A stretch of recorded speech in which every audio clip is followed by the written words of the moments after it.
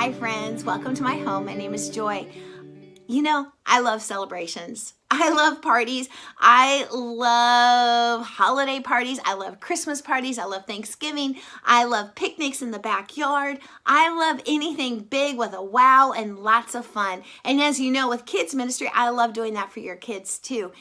You know, but there's a cost in that. And that is I am willing to spend weeks baking and freezing and cooking ahead of time and preparing the perfect menu. I love even rearranging all my furniture to make room for those people to sit.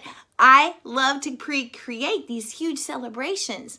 But that cost is not just my time and my effort. It is also the stress that kind of occurs in my own life, and it consumes me. And unfortunately, I pull my family in and it consumes them too, even if they don't want it to. You know, it reminds me of a story from the New Testament where Jesus was at the house of Mary and Martha. And Martha just kept working and preparing for this celebration because the guest of honor was Jesus, and with him came all these other traveling companions. And she got to be hostess, and she was so excited, and she worked so very hard at creating this really incredible experience for all her guests.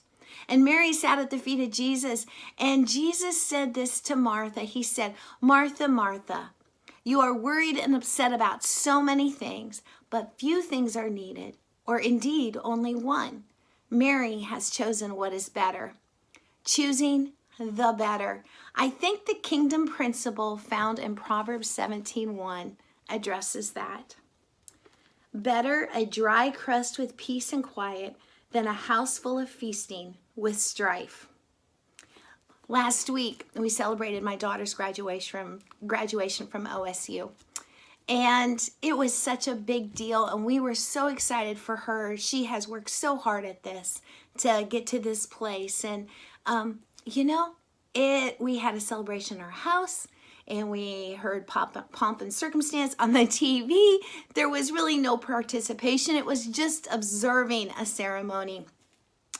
And there was a bit of a letdown in that. I mean, there was no big party for her. There was no dinner out. There were no photographs in a graduation gown with all of her friends. Nothing.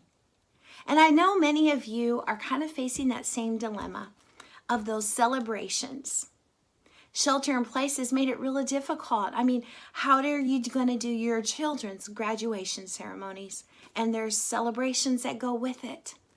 How about weddings? Weddings postponed, weddings canceled, anniversary parties, family gatherings, all of it canceled. And even on a bigger scale, we see the Olympics canceled, postponed, concert venues postponed, canceled. I think this Proverbs 17:1 really speaks into that. Better a dry crust with peace and quiet than a house full of feasting with strife. In this season of shelter in place, I think this proverb makes sense. How much extra strife or stress comes with celebrations? How much money do we pour out on all these events? How much internal stress do we carry? Then it spills out on those that we love. I think the Lord is using 17:1 to teach us all the beauty of simplified, the beauty of less is more, the beauty of stillness. My heart does ache for so many of you as your plans have been altered, but take hope. 17:22, let me read that for you. A cheerful heart is good medicine, but a crushed spirit dries up the bones. Seize this season. Let it mark your life for the better so that you will be stronger. To simplify and sit at the feet of Jesus. To allow him to help you refocus on what is the most important thing. Yeah, still have those celebrations, but do it from a place of peace.